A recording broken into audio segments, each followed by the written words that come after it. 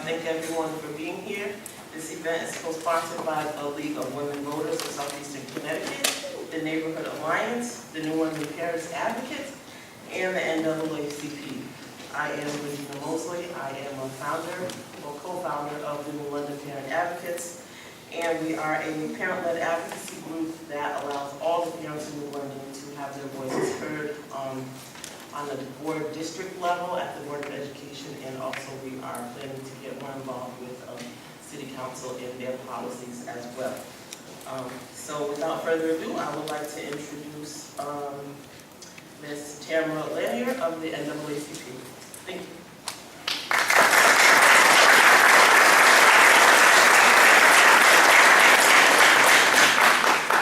you. Thank you very much. Greetings, my name is Tamara Lanier and I'm the Vice President of the New London NAACP. And I wanted to also extend to you condolences on behalf of our President, who's unable to be here this evening, but she had all intentions to, but she's not able to be here this evening. And I'd also like to thank the League of Women Voters and the other sponsors for their willingness to partner with the NAACP on this very important endeavor and during this campaign season. The NAACP has a long history of civic engagement and advocacy work in the areas of environmental and climate justice, economic opportunities, in addition to education, health, and criminal justice. The NAACP has, and its youth, along with its youth and sister organizations in Southeastern Connecticut, are frontline advocates, committed to promoting political, educational, and social, economic equities for all citizens in the electoral process. With our growing membership in both youth and adult councils, the NAACP is actively engaging and encouraging awareness in terms of promoting the power of the vote. We're also increasing the calls for responsibility in terms of political responsibility. We want the people, the electorate, to understand that their vote has power, and we want to encourage them to be a part of the process. I look forward to what will certainly be a very interesting discussion this evening. I also look forward to the what promises to be a very, very interesting political season, and I look forward to our future endeavors together. Thank you very much.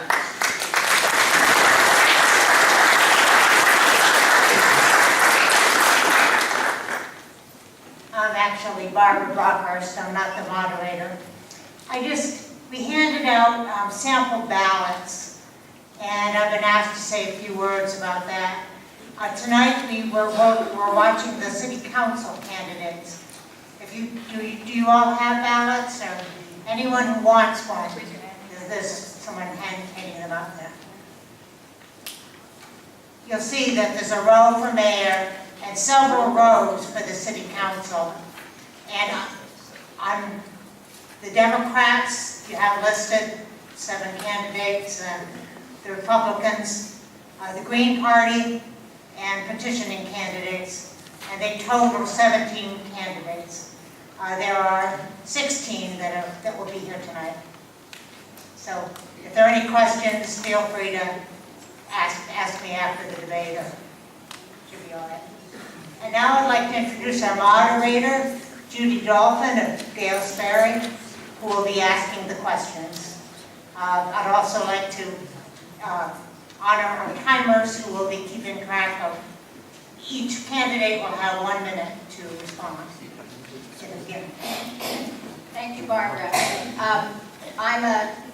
I'm a foreigner. I live across the river, so I am very interested in what happens in New London, but I can't vote for any of you. So I can't be partisan. I'm truly a neutral person. We welcome all of you, and we particularly welcome the candidates. It takes a lot to run for office. It takes even more to serve when elected. And I respect all of you and your willingness to help the City of New London be better than ever. This evening, we'll be explaining this rather complicated debate system because we have so many candidates and so little time. But I'll get to that in a minute. A couple of basic rules. One is that we do not applaud or make comment or any visible sign of enthusiasm or lack thereof during the debate, because it takes time away from the candidates, and believe me, they don't have very much time given how many there are. So we'll save our applause till the end. And of course, as usual, when you go somewhere, people say, please turn off your device so that we're not stopped in the middle. This is being taped, and it is going to be, where will it be broadcast? The Public Access Channel 22. Thank you. That's great. We're glad to have you here. Just trying to see what other... The questions must be in writing. We take no vocal questions from the floor. We do have people who will collect your questions and who have cards if you, in listening, come up with another question. Just wave your hand and someone will bring you a card. The questions then are being collated by a couple of people who will try to put questions that are alike together, so we're not repeating ourselves.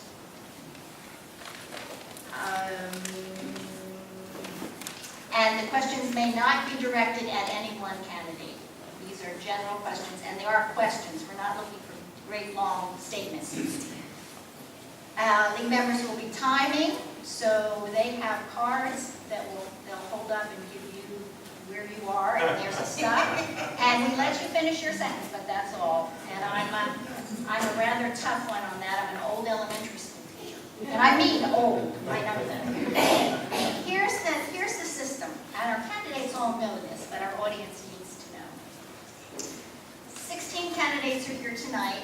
Marie McSparron, unfortunately, is ill and is not able to be here.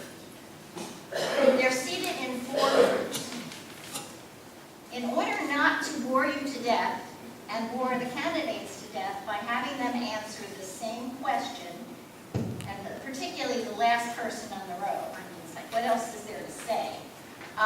We're going to give one question, the first question, to group number 1. And group number 1 is, and if you raise your hand, and I read your name, I just have to find the sheet. Group number 1 is Dennis Downing, Erica Richardson, Tim Hanser, and Don Benito. Is that right, Don? Close enough. Close enough, thank you. The second group is Marty Olson, Michael Tranchia.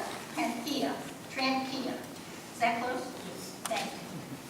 Tom Wise and Martha Marks.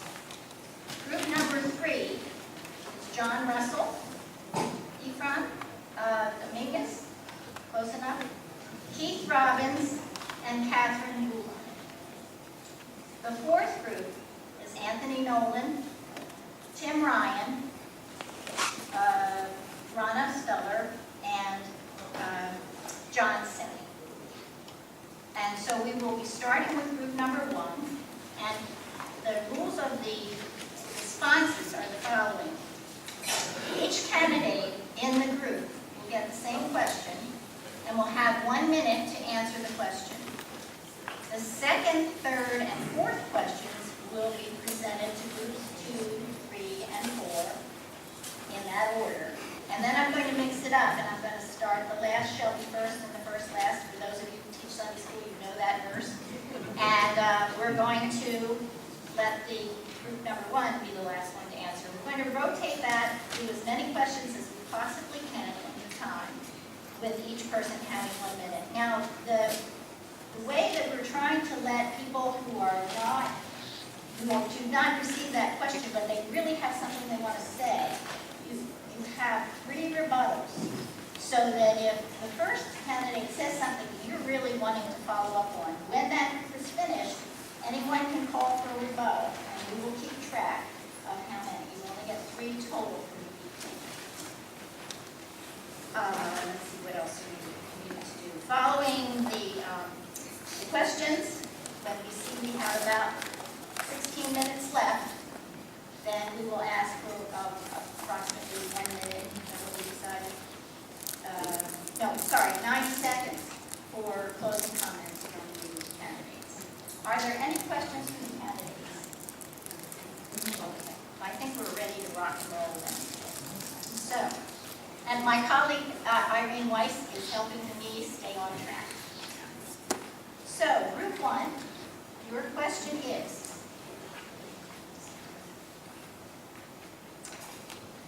given the enormous amount of taxpayer dollars paid as a result of lawsuits and other complaints of misconduct, how willing are you to promote employee and/or police accountability? So we'll start with Dennis. Okay, we've had a lot of lawsuits in a short period of time, and I see recently that some of them are getting settled. This isn't a good road for us to go down because we're a small city and we're limited in our funds. So I think everybody that works for the city, whether you're a policeman, fireman, public works, whoever, you got to be accountable for your actions. Department heads have to be accountable for their actions. The mayor has to be accountable for his action. If we don't keep a control to this, we're going to get to the point where we're not going to have insurance, and then we're really going to be paying. We're paying a lot now with insurance, and you just have to demand of whoever's working for you that they be accountable. Make them accountable. You've got council's meetings. You can go there and make them accountable. Thank you. I think our timers might be off. Well, that's, yeah, No, but that was, your time was fine. Thank you, Dennis. Erica, would you respond to the same question? Yes, thank you. I do believe we should hold every single employee of the city, like Dennis had mentioned, accountable, because this is costing us. We've gone literally from a $50,000 deductible up to a $500,000 deductible. That is outrageous. For us to have to pay that constantly out every single time, and people right now are actually looking at the city in a position of weakness because we're settling. We're settling because, oh, it's easier than going to litigate, but that just sends a message that, okay, we don't want to be bothered, instead of handling the true problem, which is people not being accountable for their actions. Everyone in the employment of this city should be conducting themselves in a professional manner. And I believe that in most cases that's happening, but where it's not, it needs to be addressed, and I don't think that we've had solid leadership there. Thank you, Erica. Tim? During the time from 2012 to 2014, the city did not have a risk manager. That was a mistake. That helped lead to some of our liability concerns. Now we have a risk manager back in place. There are efforts being made to address some of these issues. The lawsuits take many years. That said, having one risk manager with no administrative support for that person, no safety officers in any department, and training always being cut from all the departments, we are exposing ourselves to liability by not making those investments. It's better to invest in the preventive measures than to pay out the lawsuits as a reactive one. Thank you. Don? Yes, I absolutely believe that there must be accountability, and I think it really needs to be kind of top-down accountability, because we need to have our, from the chief down through officers and lieutenants all the way down to the guys on the street. We have to employ some means of measuring that accountability at every level. And if it flows from the top down and there's a good management system in place, I think we'll see less of those issues. Thank you. That completes that question. Is there anyone that wants to use their rebuttal card on this? All right, we will move to Group 2 then. And your question, if you are elected to City Council, will you demand/encourage the New London Police Department to develop a memorandum of understanding with the New London Police? Why or why not? There is also particular concern about what's happening in the schools. As part of another question, I'm going to combine them, that there was concern with officers in the schools that young people, particularly students of color, were being removed in suspension issues more frequently than white students, and that there was concern with the police that there was no memorandum of understanding. So throw that into the mix, and we'll start with Marty. Thank you very much, and good evening, everybody. I would just like to remind everybody that under the leadership of Chief Ackley, early in her term, our police department was accredited. And that's a high level of performance, and I think that we should be applauding that and trying to strive to maintain that accreditation of our police department. And that speaks volumes of the leadership.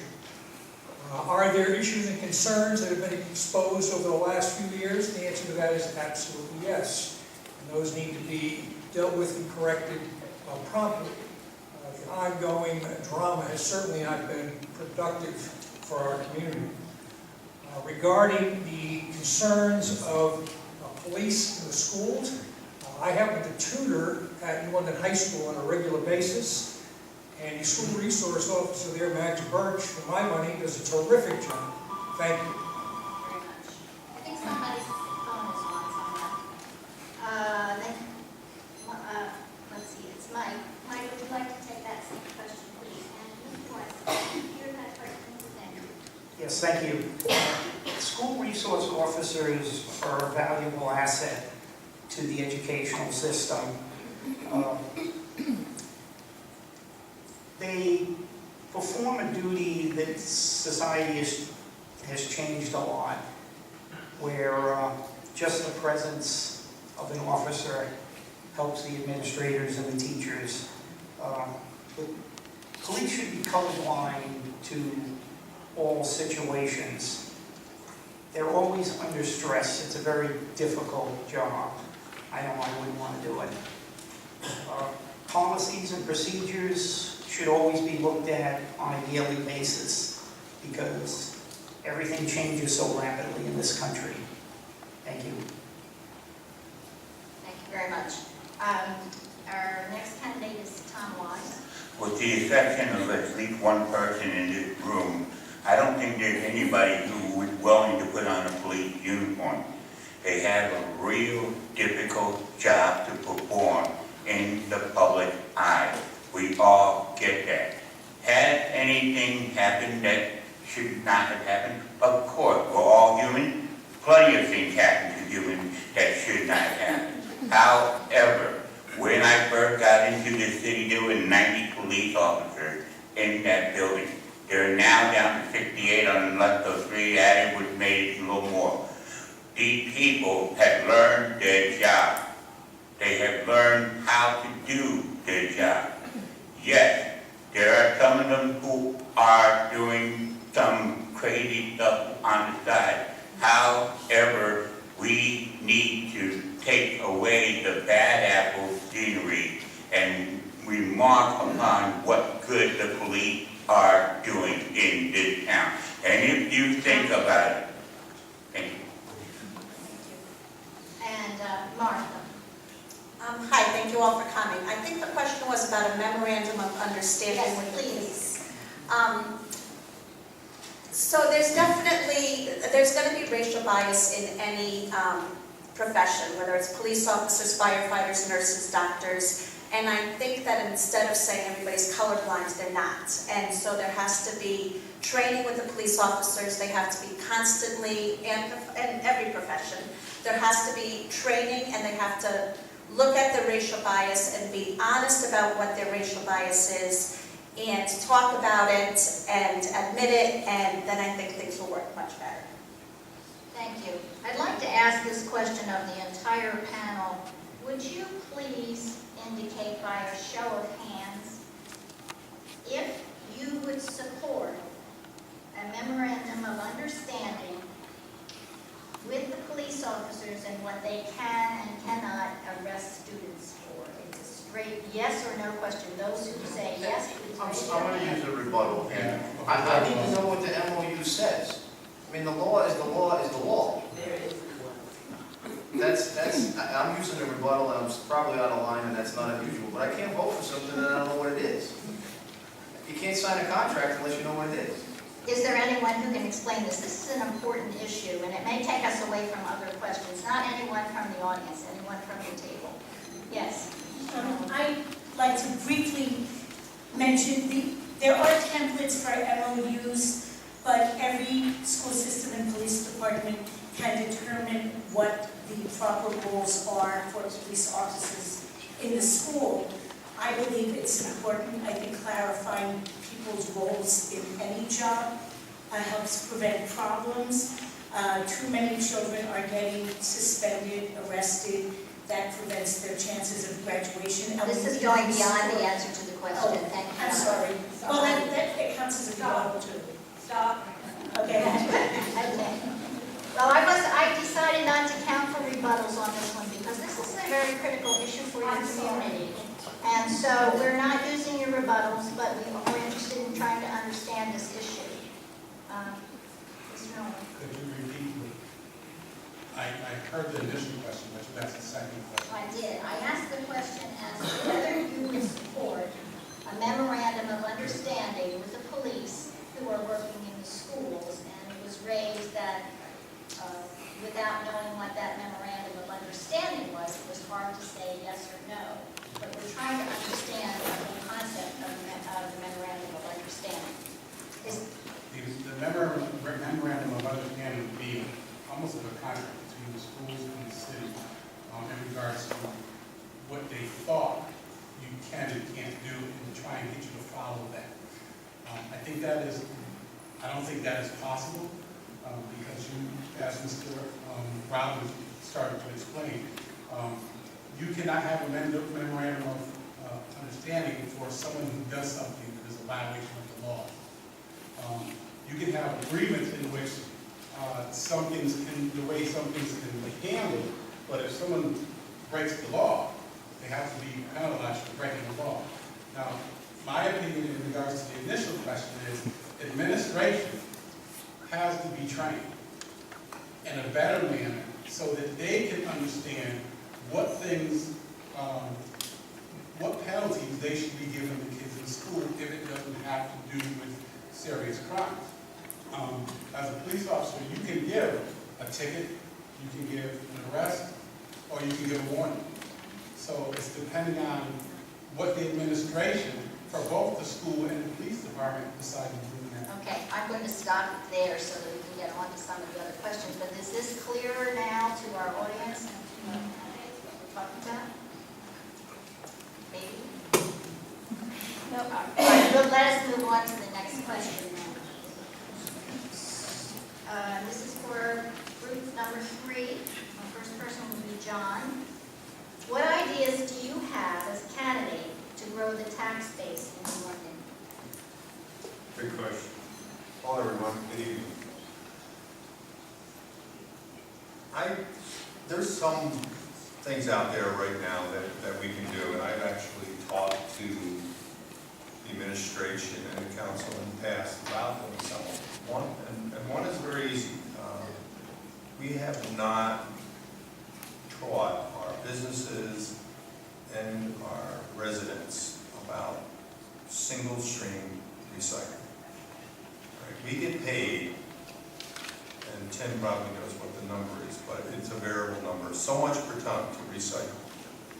And when I go past businesses, I see them with recycling dumpsters out there, going to CWPM and other companies, all money that we could use to help lower our tax base. That's one way we could do it. Another way we could do it is, and this is something, Jeff's on, thank you. Thank you very much. Ephraim. Yes, thank you. Good evening, everyone. I think there's many ways, but one that comes to my mind in being able to grow the tax base in our city is right now in downtown, we have so many vacant storefronts. There's blight, there's all different things, but there's a way that we can have programs, money that can be provided in order to attract business owners. Okay? A city is as strong as its business. Okay? And I'm not talking about large corporations, I'm talking about finance, I'm talking about, family-owned businesses. There's so many people out there with talents, with desires that they have to incorporate and have businesses. I think if New London has, if there's a way through grants or even through federal or grant money to provide these small businesses with money to help them, I think that's a way to move tax. Thank you. Thank you very much. Keith, the same question. Thank you all for coming this evening. The first rule of economic development is keep what you have. Make sure nobody leaves. If you have people leave, then you start from zero. So you keep what you have. The second rule, in my opinion, is Connecticut businesses have a variety of taxes and fees they pay across the board, both to our community, the state of Connecticut, and the federal government. We need to stabilize our tax rate. Businesses don't expand when they have unknowns. Boards of directors, mom and pop shops don't expand unless they know what their cost is. They don't move into a community when the tax rate continually goes up. They move into a community, they create a business when the tax rate is stable. Everybody knows there'll be an increase, costs go up, but you can't have considerable cost increases on a regular basis and expect businesses to stay in a community. And the last thing, and I don't like them any more than anyone else does, but they need to come forward with caveats. There are tools that communities have, ours being one of them, to offer incentives to make sure, I'm finishing my sentence. You said I could finish that? See, I listen to my teacher. Don't tell someone mine that, but we have incentives that we can use. They should be of last resort. Just, we need to stabilize our spending to make sure businesses know what they're paying every year. 5 years up, 10 years up. Now you just got 2 sentences. If you ask Tracy, I don't use commas or periods. And Martha, oh, I'm sorry, not, Catherine. The same question, Catherine, please. Thank you. Good evening, everyone. I think that New London has a tremendous asset in its waterfront, and we really should capitalize on that in the form of tourism. And it sounds like an easy thing to do, and it really is a multifaceted issue. Part of that might seem counterintuitive, but we need to stabilize and maybe even lower our tax base to make New London more attractive to businesses, more attractive to property owners. We need to make sure that our city is safe and that our public safety department is well supported, well staffed, so that our city is also safe and attractive to outside people. And something that we haven't really explored very much is expanding our film commission or our former film commission. We should be attracting people that want to make movies here to New London. It's a beautiful city with a great waterfront. And I personally know people that would love to make movies here if we gave them a little incentive and got them here, and movies bring money. So that's just one piece of the puzzle. But I think there's a lot we can do in growing that economy and making sure that we have a stable public safety department as part of that. Thank you. Thank you very much. Would you like to use a rebuttal? Yes, we'll start with you, please. Thank you very much. All good points were made with regards to economic development and growing the tax base. That's essentially important. One thing that I think we should be doing is more aggressively going after pilot reform. We had a minor win in the recent years with regards to having a sliding scale for pilot reimbursement, which is payment in lieu of taxes, for all the untaxed properties that we have in the city, which is a significant portion. I think we can more aggressively go after that, and that would actually help us out quite a bit, or something to replace the pilot. And we had another, yes, please. I'm going to jump into what John started to say to get a chance to finish his, Jeff Suntup, who has mentioned many times about unregistered motor vehicles in the city. And I know past constables have thought that it wasn't worth the time or the money to pursue it. But if we only get $20,000 or $30,000 out of pursuing something like this, we accomplish 2 things. One is we got $20,000 or $30,000 that we didn't have. Another is by not doing anything, it just encourages it to go on and more and more. Another thing I think to bring taxes into this. 30 seconds on rebuttal. Yes, that's right. Yes. Tim. I just want to kind of echo what Keith said. You have to maintain what you own. If the sidewalks aren't walkable, if the streets are broken, if the road floods every time it rains, people don't want to live here, they don't want to run their business here. How can you expect a business owner to invest in his property if there's basement floods every time it rains? You look at Bank Street, you look at Broad Street, every time it rains, they get water in their basements. They're not going to stick around. The other thing is we have a revenue stream we're not tapping into, harbor management plan. Our Port Authority should be working on this. They should have worked on this years ago. As a council, we appoint the Port Authority. We have the authority to make them do this, so we need to work on a revenue stream. Thank you. Are there any others? Yes. I just want to echo with John in as far as recycling. I think recycling is a big avenue for us to raise some income to help with how we're dealing with things at this time. Also, Kat talked about the waterfront, a great idea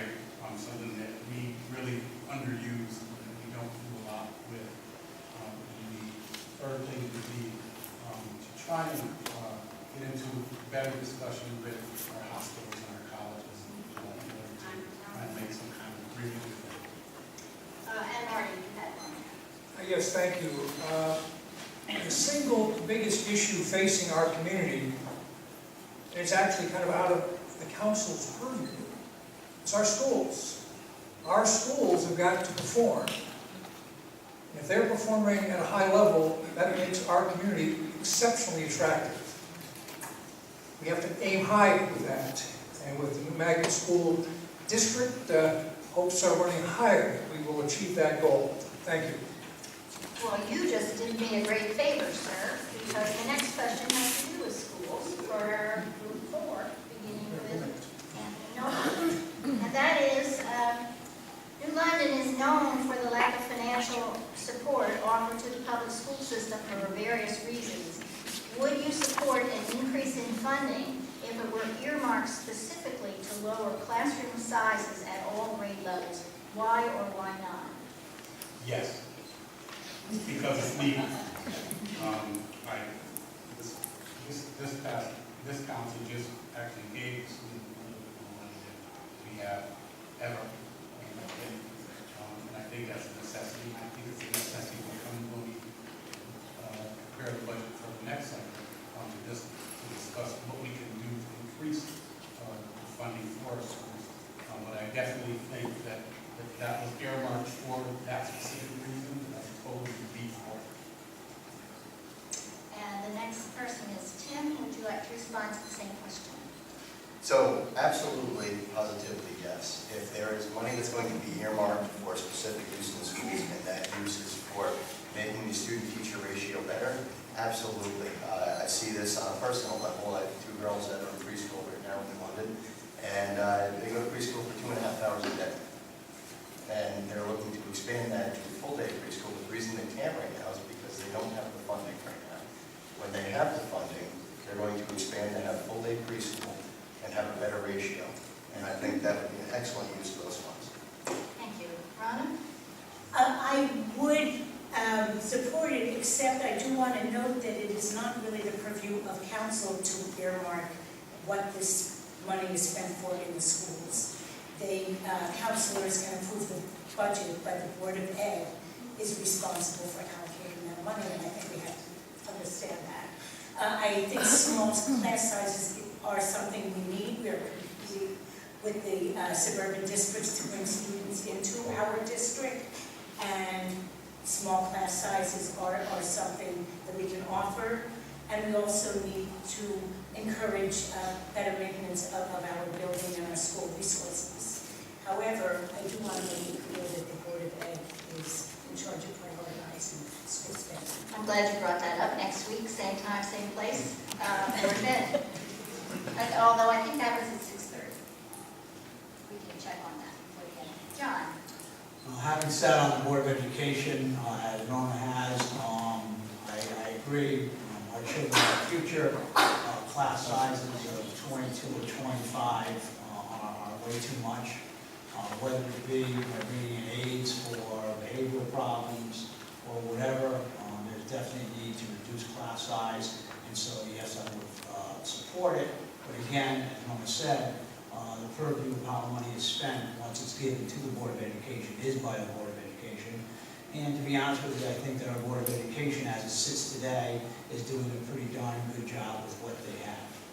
There's definitely a need for more money for our children and our schools.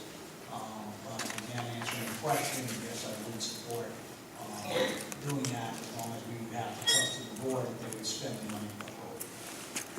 Thank you. Are there any rebuttals called for in this question?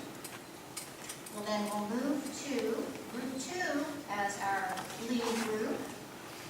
And your question is, recognizing the Latino population in our area is growing, what are you doing as a candidate to reach out to this community? And that would be Marty. Thank you. The Latino community in New London is the growth population by leaps and bounds. And as a governing body, I'm not sure that we're necessarily doing the absolute best job recognizing that. At a personal level, I've grown up here in New London, and I touch an awful lot of people. I go into every corner of our community. And right now, through this campaign cycle, I am going door to door, up in the north end of the community. Matter of fact, I was in Councilor Dominguez's neighborhood just a week or so ago. So I reach out to everybody, and I think that's a good start. Thank you. Thank you very much. Mike? Thank you. The New London Democratic Party recognizes that the Latino population is probably the fastest growing population in the city. We as a party have reached out. We're doing more bilingual ads, bilingual flyers for the candidates. 2 years ago, the candidates appeared on the Connecticut College radio station on Saturday afternoon, where they run a Spanish program to try to get in touch with the voters more so than we did in the past, to get them registered, explain to them the process on how to register, how to vote, because we cannot take this segment of the population for granted. Thank you. Did you hear the question? Recognizing the Latino population is growing in our area, what are you doing as a candidate to reach out to this community? I want to do a lot to reach out to Latinos. I will tell you that I live in a building that I'm pretty sure that at least 50% of the building is Latino, and my pastors are also Latinos. But I have you can ask my wife, I have this way about me that I will go downtown, shake whoever hand. A lot of the population downtown are Latino. I don't know how to speak their language, and sometimes I just kind of joke around and they respond. My nature is to reach out to whoever I can. Not just one group, not just the other group, but all the group. I feel, to me personally, yes, Latinos are growing, but to me personally, New London is growing. And to me personally, everybody needs to be reached out, not just one group, everybody. Thank you very much. And the same question for Martha. I'm a visiting nurse, so I have it a little easier, is that I work with Latino, pretty much the elderly Latinos every day. I've registered a lot of them to vote. You can ask Jonathan, our city clerk. He's probably sent out 150 Spanish absentee ballots already for this election. So that's the best I can do. I also go to Mambo's, and I've learned how to do the salsa, so I think that might help a little bit with my election. Maybe we'll have a dance in after the debate. I think, Anthony, you have a rebuttal? Yes. Yes, please. It's more about going into and greeting and meeting with everyone, especially and recognizing that they are the biggest in the community, and that we need to continue to let them know that we need to provide them with anything and everything that everybody else has, to make sure that they know that they're recognized as the same as anybody or anybody else, because it is a necessity for us to recognize that, because sometimes we go too long without. Thank you, Anthony. Efren, I think you Yes, have I a did. rebuttal. Thank you. I couldn't have said it any better, Councilor Maloney. It's not only passing flyers, it's what it is greeting the people. It's, you know what, people know when you care about them. And we're not just talking about Latinos, we're talking about everyone. Old, young, right, whatever race. It's what you show, what you demonstrate, okay? The other thing, a key thing is mentoring. Mentoring is key. I have a group of young people that I mentor, and they're all Latinos. But that's key. It's reaching out, and that's important. That's how you do it. Thank you. I think Marty had his hands up first. Someone over here. All right. I just want to kind of further what Anthony and Efren were saying.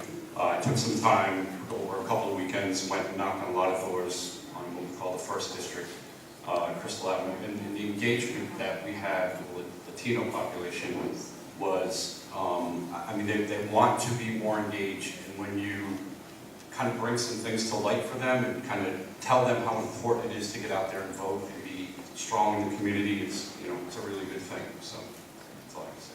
Thank you. I think, Ronna, you had one also. Thank you. I think we have to look at one fundamental issue, and that is that a lot of our housing is very segregated. I know this, I was a home visitor for many years. And as a result of the Thames River apartment lawsuits, we now have an opportunity to really look at creating mixed income communities that have the potential to keep any group from being isolated from any other. I think we should take advantage of it. Are there any others on this topic? Yes? I'd just like to capitalize on what Tom said. Everybody needs to be treated the same, fairly, and like a human being. I don't think one group or another group needs to be reached out to differently. Obviously, I have a language barrier with the Latino community. I speak some Irish brogue, some New York and Boston accent, and if you can understand that, I don't know who else, but we just need to reach out to everybody. Everybody needs to be part of the community. I don't, you know, it's that easy. Whether you live on Gardner Avenue or you live on Bristol Avenue, you all live in London. It's one community. Just reach out. You know, that's what we need to do, in my opinion. And John? I wouldn't say as a candidate, but as a person who's worked with our youth, understanding that we have a very diverse population in our student body, you know, whether it be as a Boy Scout leader, whether it be as a youth wrestling coach, or whether it be a Little League coach, I've had the opportunity to work with a diverse population, whether it be Hispanic or something else. But I believe that, again, you know, working with our youth is a good thing. Thank you, John. One more. Okay. Thank you. I also work with youth as well. I'm a board member of New London Group, and it's also, I see something similar to what John sees, that we have a lot of different people in New London, and it starts with our kids. I am half Latina. I unfortunately have a language barrier because my father is Brazilian, so we learned Portuguese as a kid, so I walk around with a translator. So that can be difficult for me, but we are all in London, regardless of whether we're Hispanic, where we were raised, where we came from. We're all here now. I think we need to address all of our issues, recognizing that we have differences, and bring them together so that we can all come together for common cause. Thank you very much. I'd love to come to London for these candidates forums because you're also passionate about your city. It really is remarkable because it's in everything that goes on here. So keep it up. Yes, that would be Tim. I think this will be my second. So I tried the salsa, I have no rhythm, but I still try to do it. I think what you said is perfect, actually, and that's why I raised my hand, is that one of the greatest things that New London has going for it is its diversity. Period. End of story. You look outside of New London and the diversity isn't there. The same type of diversity is not there. And I'm talking complete diversity. Ethnically, economically, everything is here. And that's something we need to embrace and develop. And I think we've wrapped that one up, and it's a perfect lead-in. This is going, the questions and the way you're responding, just leading right into the next one. This is important when it comes to a diverse community.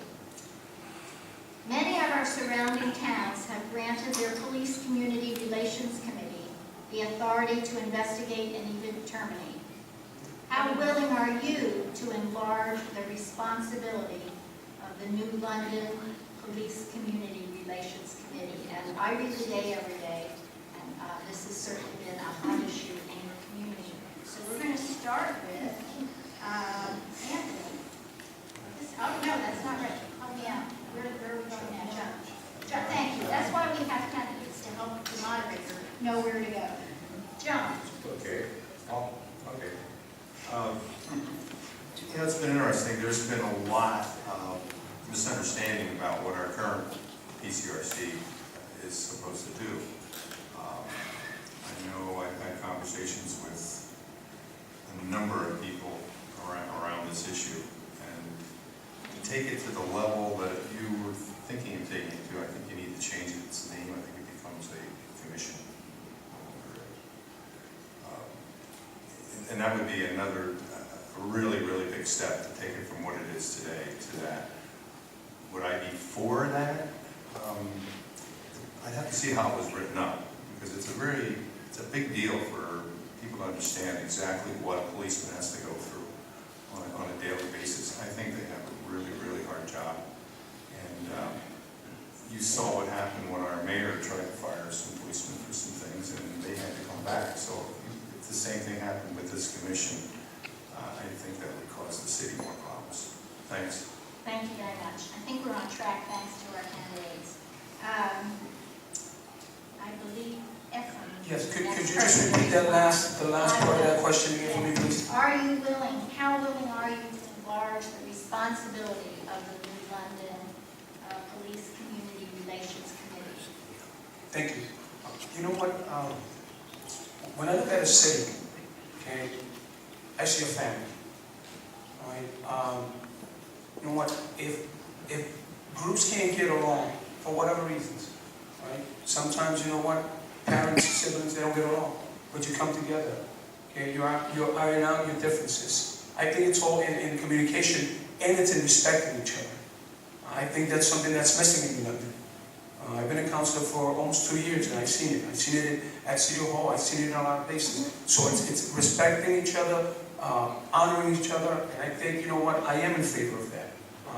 But again, it has to be done with respect, and what we say, we do it, and we follow through. And we hold each other, the cops, the citizens, we hold each other respectfully accountable. And I think that's what's going to make it successful. Thank you very much. Keith. Thank you. I'd like to, some of what John Russell said, I agree with. You're taking a level of interaction and moving it to the next level of termination. And when you get involved with termination of any employee, you need to make sure you're on the right page. Because you're dealing with people's lives. Both the aggrieved individual who brings the complaint and the individual who you're about to terminate. That's a slippery slope. As John alluded to, we've done some firings in our community that were voided by the State Labor Relations Board. I, too, would have to see how this was devised, because if we're going to create a group that's going to terminate people that are going to come back and be rehired by the State Board of Labor Relations, then the termination process was useless. We wasted money, we hurt feelings, we brought people into a room and created a process that's flawed. If we were going to do this, I would have to see how the process was drawn up, what the outcome would be, and how the outcome would stand up before the State Board of Labor Relations. They have the ultimate authority. Thank you. Kathy. Thank you. Many of you may know, some people might not, I was a bondsman for a long time. I worked with police officers, I did some law enforcement. I'm familiar with the job, though I haven't done it. It is a difficult job, it's a dangerous job. Knowing that, I would not, the answer is not no to this question, but I would want to definitely look at the process and have everything laid out in front of us before we made any decisions. I would absolutely be willing to hear the proposal. I would want to hear certainly what the unions have to say. I would want to hear what employees have to say, what residents have to say about the process, what the Police Community Relations Committee has to say. But I would be careful, I would want to be careful moving forward, and any council that hears such a proposal should be careful moving forward so that we don't open ourselves up to any future litigation. Thank you. We have 2 requests for rebuttals. The first is, I'm not sure which of you came first, so I'm going to ask for Martha. Right? Yes, Martha. I don't see how you could have people, the public, actually fire a police officer, so I absolutely would not agree with it. So it's a very punitive, they have a union, they have a contract, they have to have documentation in order to fire somebody, and just like you don't want the kids to be disciplined in a punitive way, if there tends to be a pattern with a certain employee, then let's do some teaching and do interventions that way. But I certainly would not have a public committee firing any of our employees. Thank you. Tom. Also, were you sitting here reading my mind? Pretty much. That's pretty much what I was going to go with. You know, we do not know the mind of a police officer. Anthony Nolan, I thank him for doing his job right outside in the hallway. We don't know what they go through. We don't know what they see. Who are you going to put on such a committee? Are you going to put a police officer, or are you going to put somebody who runs an ice cream stand? You know, there's got to be a better way to that. I would suggest, I would suggest that if we were to do such a thing, that you make sure that somebody on that committee has had some type of history with the law enforcement. Thank you very much, Tom. Thank you. We told people they could finish their sentence, and I was counting. It was a sentence. Erica? Yes, thank you. I think that we've sort of been off down the track of the negative part of this thing. I think I agree with John. It definitely would have to change from a committee to a commission, but I'm more encouraged, even discussion about having recommendations in case I know that I've sat on PCRC before. I know that I'm the liaison for that group right now. So I see what comes before and I see what they're asked to do. And there's not a level where you can actually, I get to finish my sentence. Please. We're all saying that. I think that there comes to be a level where you need recommendations as well, and it can't be just one-sided. The public has to feel heard. Thank you very much. I think we have someone else. No, there's no applause.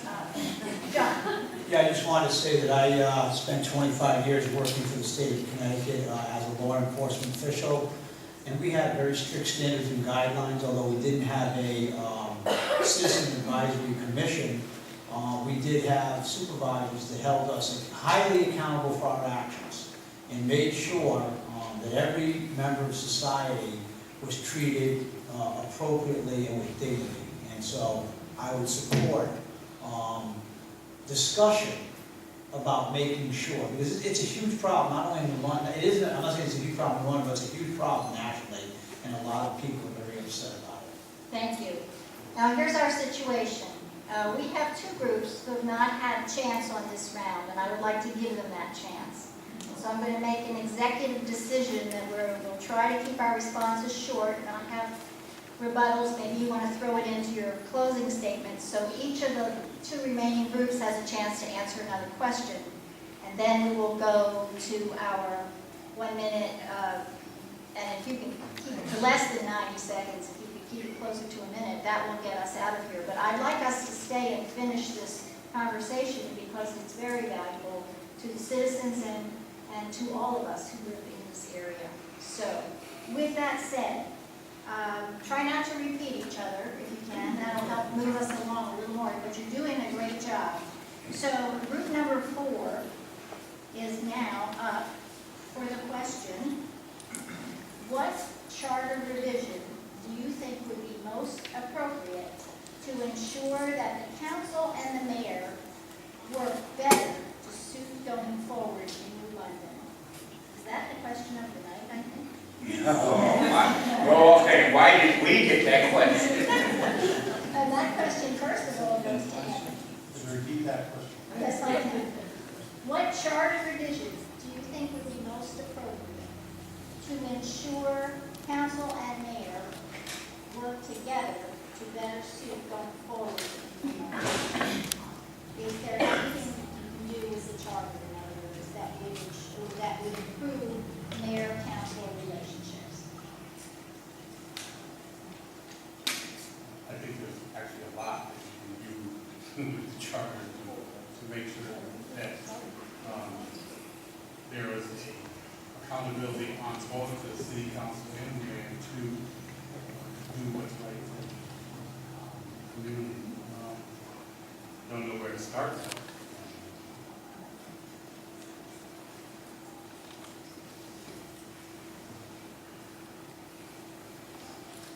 Does that complete your statement? Yeah, I'll use my rebuttal after. Okay. Then, Tim, it's your turn to take a shot at that one.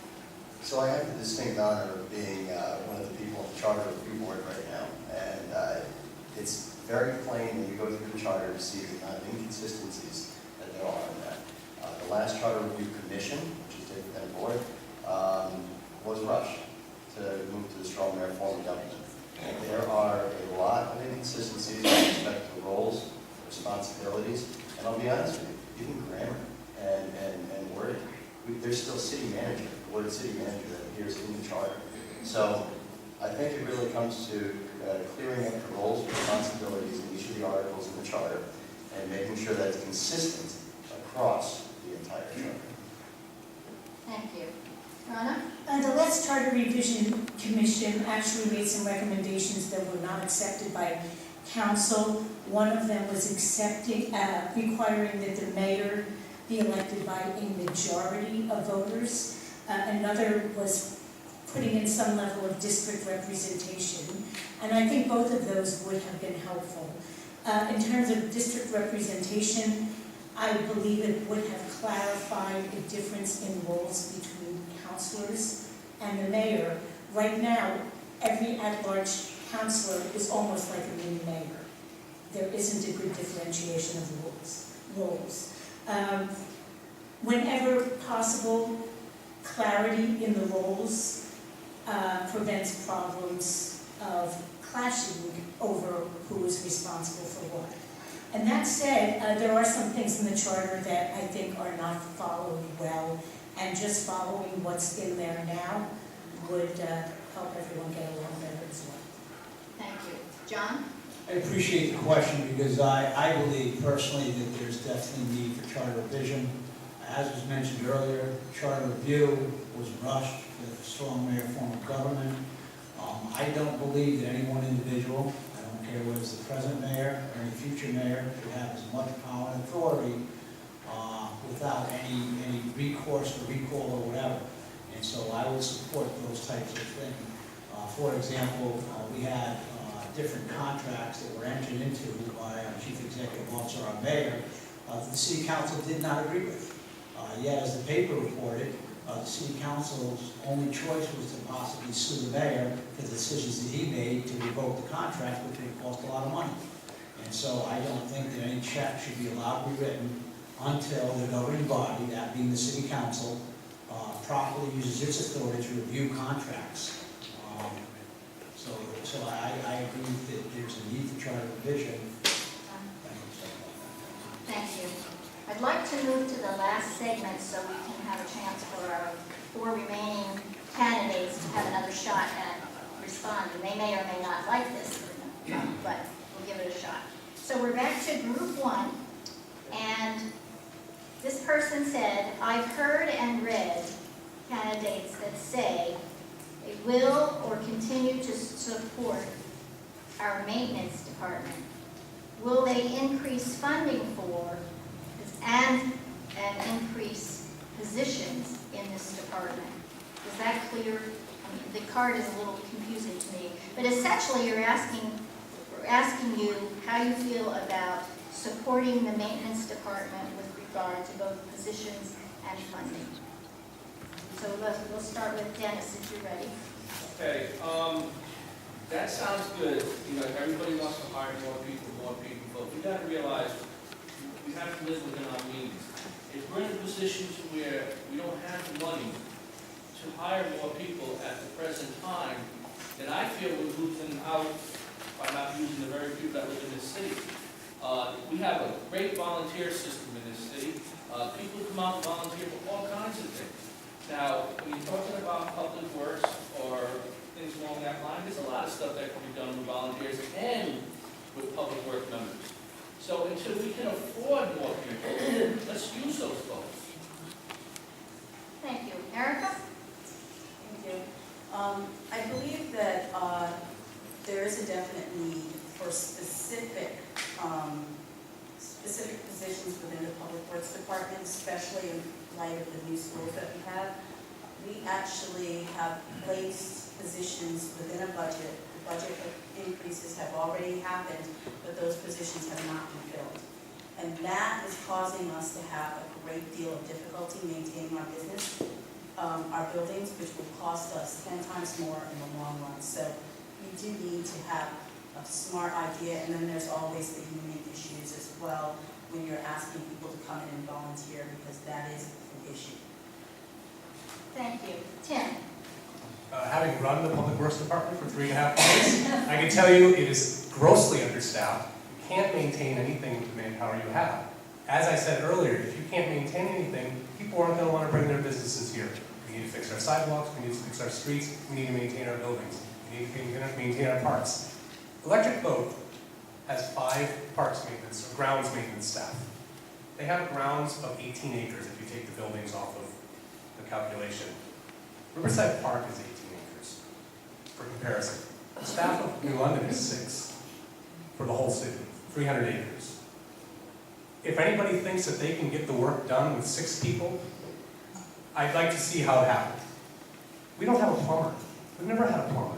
That's crazy. We have buildings. We have old buildings. We have plumbing problems almost every day. We don't have a plumber. We have to call somebody and wait for them to show up. And if it's after hours, you're paying them big premiums. Yeah, overtime costs money, but so does calling a plumber at midnight.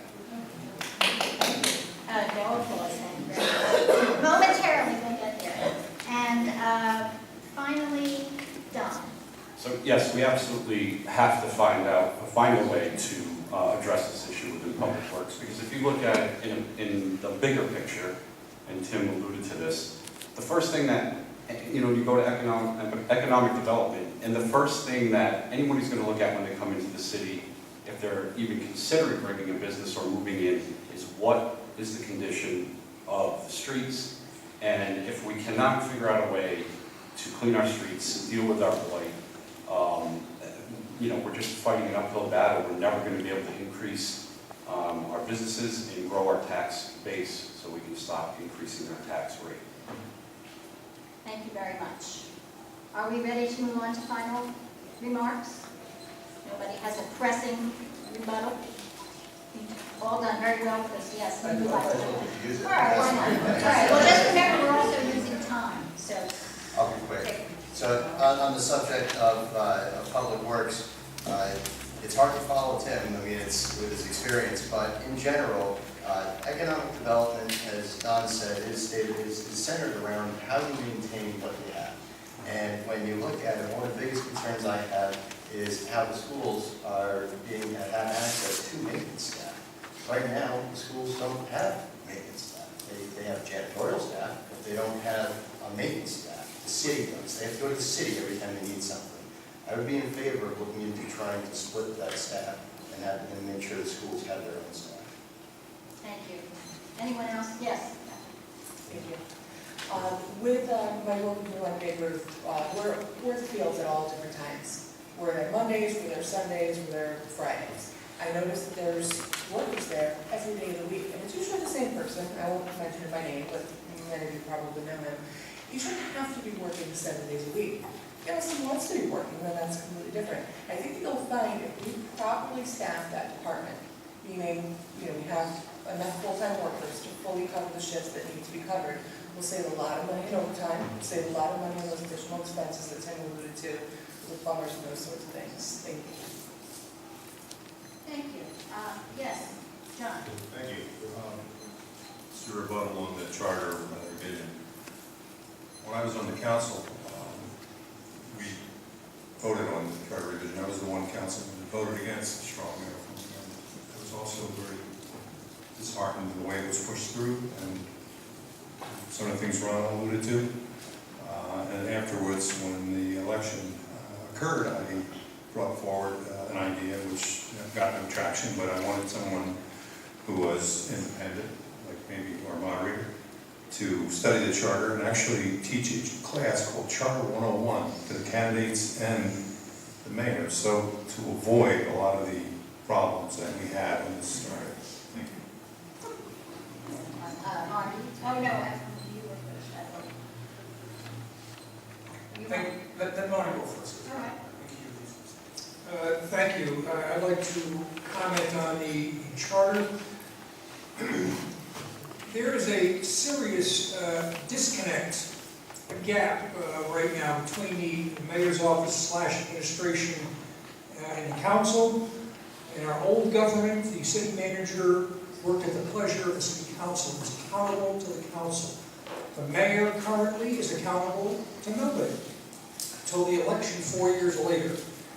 And quite frankly, we see with the department heads, there's been glaring examples, specifically in finance, where the finance director has basically told the council, I don't know, I don't care, tough luck. And he's walked out of meetings, bad business, and the council had no recourse. Thank you, Marty. My stop signs are working harder. Thank you very much. Just to rebuttal the whole issue with the public works, I mean, hearing Tim Hanser speak, I mean, it just resonates the reality of how important it is for us to staff, okay, that department. Not only because we're going to build new schools, but we have to obviously maintain them. And if you don't have the people, then you know what? You can have the greatest police department, you can have the greatest fire department, but guess what? The buildings, the city is going to go where? Crumbs. Okay, we have to do that. And Dennis? Okay, I want to rebuttal on the charter. I was on the last charter commission, and it's pretty simple. I mean, the charter says the mayor will follow the charter. The paperwork on being a counselor, second line, you will follow the charter. Was it perfect? No, it wasn't perfect. You think the next charter commission is going to be perfect? No, they're not. You're never going to have a perfect charter. When you have people that are taking something that's written in the charter and interpreting it the way they want, and then using legal counsel to confirm with what they want, you're not going to have a perfect charter. Thank you very much. That charter is out right now. I love how you say charter. I think we're going to stop there so that you all have time to have your closing remarks. And then if people have questions for you afterward, you can meet with them in the back of the room or in the hall and respond to their questions. So I'm going to go back to group one for the closing statements, and we'll start with Dennis. And you have 90 seconds, which we will keep to. Okay, I've been in the money for a while. I've been involved with a lot of different committees, boards, and I feel I've got to the point where we need to continue trying to help my city. I need to take that next step and be on council so I can see more of the workings of how this city is run. They all work for us. You got to always remember that. So, any councilor that gets on there, it's your duty, I don't know if it's your duty, but it's up to you to talk to these people. Call them up. Call the mayor up if you have an issue. And if I'm on the council, you can call me anytime you want. Thank you. Erica. Okay.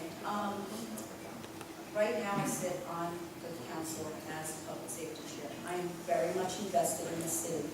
I'm a mother whose son is in the New England public schools. I work tirelessly at different committees even before I became a council member. I was on PCRC. I always look out for the best interest of my city. I don't do things just because it's the popular thing to do or even the unpopular thing to do. I do what's right, what I believe is right for the city and to advance it forward. And I'm willing to work with whomever to do that. And I think we all need to look at ourselves as to what we can do for our city. Not finger point, not do anything like that, stay positive. And if we do work together, this city will be going places. Thank you very much. Tim. Thank you, everybody, for coming out this evening. As you can probably imagine from what I've already said tonight, I think the most important thing that we need to address is our basic maintenance. I've lived in New London since 2001. I bought a house in 2002. I called to have my sidewalk replaced, probably May of 2002. 77 Rosemary Street. Drive by, it looks the same as it did then. It's not because the guys don't care, it's because they don't have the manpower and the money to fix them. We need to fix our sidewalks, we need to fix our roads, we need to maintain our parks, we need to maintain our buildings. If we are trying to do a magnet school model that's bringing students in from other districts, we've got to do a lot better job maintaining the buildings. And you can't do it with a shared staff of 5. And by the way, 2 of those guys also changed streetlights. You can't get it done with the staff you have. You have to invest in the maintenance of what you have. Otherwise, as Efren said earlier, you just have crumbs. I think having said that, the council's responsibility is to manage budget, or to pass the budget. The mayor's responsibility is to manage it. There hasn't always been a very good management of the budget across the departments. I think the council really needs to hold the mayor to task for maintaining each department's budget. When there are departments that every year run a deficit, why aren't there being questions asked to understand what that deficit's from and figure out how to fix it? I prefer it not be adversarial, but we'll start with friendly, we'll start with trying to understand and start working together. But if we don't get work together, then I guess we're going to have to go adversarial. Thank you. Thank you very much. And Don? Thank you everyone for coming out tonight. I really appreciate you guys being here. I made a commitment to myself when I moved back to New London a few years ago that I wasn't going to be one of the people that just sat in my house or sat on my front porch and complained about everything that was wrong with New London, because that's kind of the easy way to go. So I wanted to kind of follow in the footsteps of my family, who has a very long history of civic duty, and try to just pick up that and do everything that I could to keep pushing New London forward. But I want to close with this. There's not any one individual up here tonight that has the capability of solving all the problems that New London faces. And to coin like an old phrase, kind of a corny phrase, but I think it's apropos, there's no I in the word team. And it's going to take a team of people working together, like-minded, bringing their individual skill sets to the table on council that can face the problems that we have in front of us and work together. And I'd just like to say that we have a team up here. And I encourage you when you vote on November 3rd to vote the Democratic ticket. Thank you. Thank you very much. Art? Thank you all for coming this evening, and the turnout certainly gives me a good feeling about the community's desire to improve. And I think that's critically important that we have a community-based support. I'm Marty Olson. I'm seeking my 5th term on the New London City Council. Amongst this group regarding New London government, I am the senior member. I have the most experience. I also have a terrific educational background in this area, in economics, business and government at Connecticut College in Rensselaer. I've run a business. I've met payroll. People who like to get paid on Friday, they count on their boss. I've been there and done that. I'm very active in the New London Kiwanis Club, which provides community service to children for 28 years. I'm a local guy. I'm one of you, my whole life, here in New London High School, class of 72. And as far as my activity on the council, I'm independent. I evaluate each issue on its merits. I'm fair. And I'm accessible to all of you. And I ask for your vote. 3B on the ballot. Vote for Marty. Thank you. Thank you very much. And Mike? Thank you. I'd like to thank everyone for coming this evening. Marty, did you read my notes? I'm finishing my first year on the council.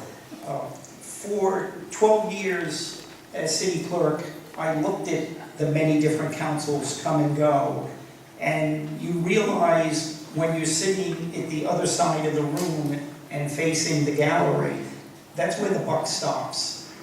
And the voters pick 7 people in the hope that we can move the city forward. I feel in the 2 years on the council, we did some moving forward. We had some setbacks. We always have to watch the budget. As administration chair, sometimes it was frustrating where you can't find citizens who want to volunteer for a commission or a board. And hopefully that will change, because we have a diverse set of board and agencies in the city, and they all need volunteers to sit on them. The big thing with the council is, being a small municipality, you're constantly watching the budget. I would have to agree with Tim and the others who spoke about the Public Works Union. I put 26 years in with the city, and I've seen a department that has been totally decimated by lack of staff. Thank you very much.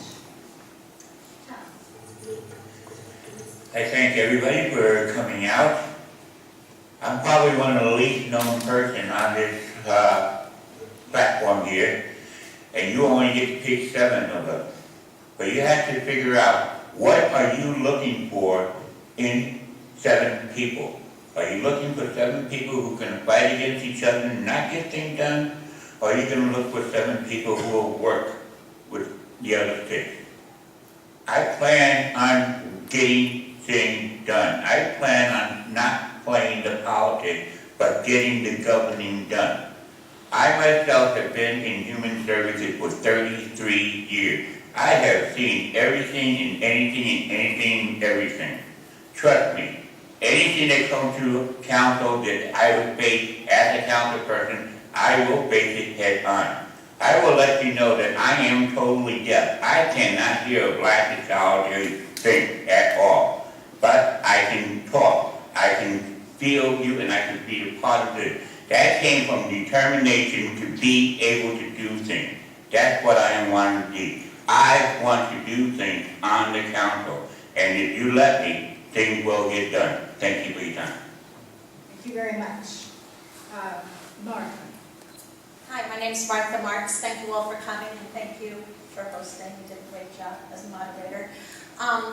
I have lived in New London for 30 years, half of that time in District 1, and now I live in District 3. I raised 4 children here who turned out very, very well, and they wasn't just because of their father and myself, but it was because of this village called New London. And so I'm ready to give back to my village. I will promise that if I'm elected, I will work so hard. Whatever I do, I work hard. I have changed my hours already to work Thursday through Sunday, so that I have Monday, Tuesday, and Wednesday to learn how the city works. I will go into every department, and I will do my homework for every city council meeting. And when people don't want to give us the answers, I will keep asking, and they will give me the answers because I won't stop asking. So I do ask for your votes. I promise I will do a very good job. I know the people of New London, and I too ask that you vote for the Democrats because I feel Line A will get a lot done. So thank you. Thank you very much. John. Thank you for coming tonight, everyone, and I want to thank all the candidates here because 7 of us will be learning the city very soon and hoping for good things from all of you. I have been living in the city of New London since the Navy brought me here in 1970 and been very involved the last 20 years or so. Started several very successful businesses, and now I'm in a really nice place where I'm able to give back, and I really enjoy that. I started a fundraiser 10 years ago for the homeless, which we've raised over $400,000 in the last 10 years. I was one of the people who started the homeless hospitality center. And also a Kiwanian with Marty, former president. Kiwanis do lots of things on the Water Pollution and Water Control Authority. Also served as a city councilor from 2009, 2011. Served as deputy mayor for 1 term. And very involved in the city. I'm downtown every day, and you see me everywhere. And one of the things that really bothered me about the city, and what I've observed over time, is that we have everything here. We have all the ingredients to bake the best cake in the world. We just don't have the right chefs. When I took a trip, a stakeholder trip, when I was a council member, we went to, well, thank you. Thank you. My name is Efrain Dominguez, and quickly, I just want to thank the League of Women Voters, the Neighborhood Alliance, and anybody else that was part of sponsoring this great debate tonight. I also want to thank my family, because without them, I wouldn't be here. My mother, Ana Luz Jimenez, my brother, Ethan Dominguez, and my sister, Alexia Dominguez. Thank you guys for being here, and of course, you all. Quickly, what I wanted to say is the future belongs to those who prepare for it today. The future belongs to those who prepare for it today. I believe New London is on the brink of exploding into becoming one of the most incredible southeastern towns that this state has ever seen. We have it here. We have the ingredients. We have the institutions. We have the diversity. Okay? The only thing that is missing is the key counselors that have moved the city forward, okay? And that is up to you tonight to choose. I know that I am growing into becoming a counselor, a good one. I'm getting stronger every day, every month, and I'm willing to help anyone else that is willing to have the same vision that I have for the city, which is to get these schools built. Okay, we have a pilot program that is going to come, that's going to bring money, millions of dollars to our city, which we need, which is going to help public works, it's going to help finance those positions that we need, and other things. So with that said, I want to thank you, have a good night, and God bless you all. Thank you. Keith. Thank you. Keith Robbins, and thank you all for coming, taking time out of your Tuesday evening. Appreciate it, especially some of the younger folks out there who probably don't want to be here. I ran 2 years ago, I didn't do so well, I'm running again. For most of my 46 years on the planet, I have volunteered at the local level. In some of those positions, I was paid in local government. I don't like to pat myself on the back, but when you spend 8 years as a first selectman, 6 years as a board of selectmen member, and 2 years as a town manager, you have a grasp of what happens in local government. This is not about R or a D after your name. This is about our community, making it a livable, safe community at a reasonable cost. I will concur with some of what's been said. There probably is needs for more staffing. However, we can't continue to raise taxes. We need to ensure that every single dollar spent is $1.50's worth of services. We need to make sure that people want to come here and want to be here. I can get along, although I can't get along with Giants and Jets fans, but I'll make exceptions. But I can get along with just about anybody as long as for the greater good of the community. We need to make New London a livable community so everybody wants to come here and everybody wants to be here. And I would appreciate your support in November. Thank you again for coming out this evening. Thank you. Thank you. Thank you to everyone who came out tonight, and also thank you for hosting. Forums like these allow us as voters to get to know our candidates in a way that print and internet just don't. I urge you all, please take into account everything that you've heard this evening from all of us, and also what you know about us from outside of here, newcomers and incumbents. New London needs a city council comprised of members that will truly listen to all of its residents. We need councilors that will take what they hear into consideration when making decisions, even when it means that what residents want is contrary to their own personal opinion. Our city also needs councilors that will be true to their word. I commit to be that type of city councilor in London. Should the residents elect me, and I hope that you do, I will work my absolute hardest for the city. I also hope that you will elect 6 other candidates that are capable and qualified, and regardless of the line that they're on, whether they're on line A, line B, line C, whether they're unaffiliated. I think you need to look at candidates' qualifications, and I'd like to see us elect candidates based on their qualifications and not based on their parties. I will work my hardest for the city to help stabilize and lower property taxes. I would reduce and eliminate wasteful spending and focus on economic growth. I look forward to bringing my extensive business experience to the table in this arena. I believe we need to stop the flight of taxpayers and stop people from leaving the city if we hope to keep our mill rate affordable. Thank you very much. Thank you. Anthony. Some of you might not know me, but I'm Anthony Nolan. I am now a city councilor. I have been for 2 terms, and I hope to be for a 3rd term. I am on, like I said, the past council, and I think the past council has made a great deal of change to the things that are going on in New London and that have gone on in New London. A lot of times people want to see things quicker than it's possible for them to happen. But I think that New London is, as Councilor Dominguez said, ready for an explosion of the next level that we're going to get at. And gradually we will get to that level. It's just not an overnight thing. And I hope to be part of this continued prosperity that New London is going to continue to have in November when you vote. So I ask for you to look at my history on council and see the change that I was a part of making and allow me to be part of that change come November 3rd. Thank you. Thank you, Anthony. Tim. Thank you again for the opportunity to be here tonight and speak to you all.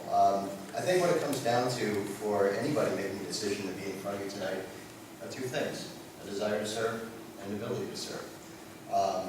As far as the desire to serve, I've been a resident property owner in New London for nearly a decade now. Over that time, I've pursued opportunities to be involved in public service on the Planning and Zoning Commission, Charter Review Board, other local activities. I've represented our community at CCOG, which is Southeastern Community Council of Governments. I've been around, I've been doing that, and that shows my desire to be in further service on the City Council. As far as the ability to serve, in addition to what I just stated as my public service, I've been working for Electric Boat. This is my 13th year, held increasing roles of responsibility there. I'm now in professional management over there. I've had experience with government relations, labor relations, and the leadership acumen that I've been able to obtain by going through leadership programs there will come to bear in any role that I serve in the city. What I can promise as a candidate in service to you is logic, reason, persistence, and above all, transparency. I promise that every vote, every single vote I make will have the best interest of our one and only customer, the stakeholders of this city, which are the residents, employees, and business owners alike. I believe there's an abundance of opportunity here. I look forward to being able to collaborate with the fellow councilors, the executive leadership, and most of all, New London's residents to make those opportunities a reality. Thank you very much. Most of you who pay attention to New London politics already know me and what I'm involved in, so I'm not going to talk about myself or tell you to vote for me. I'm going to talk about New London and all the things we're rooting for here, both those things we already love and those things that we'd like to see improved. In the next week, or a couple weeks, the following things are happening here. Friday, there's a Scenes from Riverside Park art exhibit, an applesauce making workshop sponsored by the Farmers Market, a Tinker Time sponsored by the Spark Maker Space. The next week, there's a Hodges Square monument ribbon cutting. There's a Drop-In Learning Center, also celebration anniversary. There's a Sinner Circle, Songwriters Circle. There's a Harvest Fest. Remember when you vote that all these things did not come from members of one party.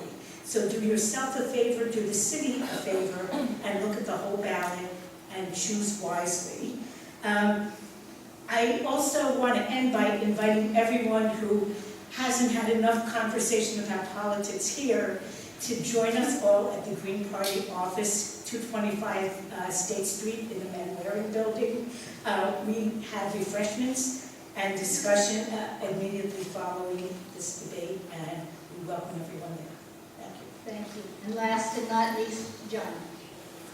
I always like that last word. Anyways, to the League of Women Voters and the other sponsors to this event, and most especially to all those that have come out to listen to us this evening, thank you very much for coming out. As most of you know, my name is John Saddy, and I am a candidate for City Council. I'll agree with Mr. Vendetto in that I believe that the Democrats have put together a fine team, a diverse team, a team that has a great amount of experience, not to in any way, shape, or form take away from the other people that are here, because all of them have their own unique qualities and abilities and have done wonderful things for the city. What it comes down to is leadership. Leadership of people that are going to ask the hard questions, are going to make sure that everybody in this community is taken care of. Whether it be the taxpayer, whether it be the child, whether it be the employee, whether it be the administrator. And what we have to do is we have to look for leadership and people that are going to do that. As other candidates have alluded to, there is a spark downtown that is going to ignite very shortly in a very, very positive manner. We need to have people that are positive and qualified to drive this city forward. I believe I'm one of those 7 people that has that ability. I think that we have city council members now that also have that ability, and there may be some other people that aren't sitting right now and haven't served in the past. Again, a great group here, and again, I'd just like to thank everybody for coming out and row A all the way. Thank you. Thank you very much.